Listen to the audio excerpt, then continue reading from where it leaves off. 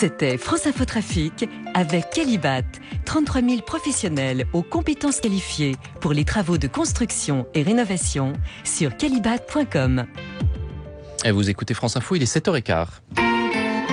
L'essentiel de l'actualité de ce jeudi matin, Ersin Lebovic. Probablement un nouveau règlement de compte près de Marseille. Un corps a été retrouvé cette nuit dans une voiture en feu à Septèmes-les-Vallons.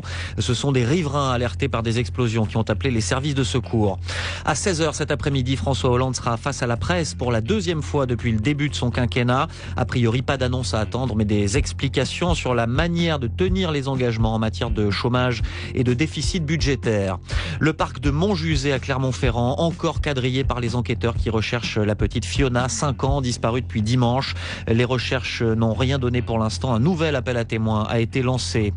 6 enseignants portent plainte pour harcèlement contre la principale de leur collège à Olivet, en banlieue d'Orléans.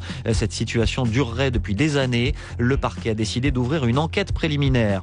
Le footballeur Loïc Rémy, soupçonné de viol à Londres, a été remis en liberté sous contrôle judiciaire hier soir. La justice britannique ne l'a pas inculpé. Un attentat suicide à Kaboul ce matin. Un véhicule bourré d'explosifs a été lancé contre un convoi de forces étrangères. Il y a très probablement de nombreuses victimes, pas plus de détails pour l'instant.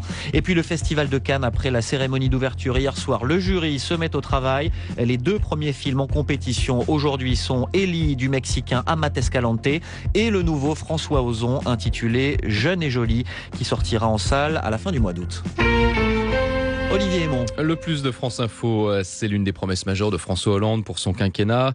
L'un de ses engagements pour la jeunesse, la mise en place des contrats d'avenir. On en parle avec vous, Laetitia Evelyne. Bonjour. Bonjour.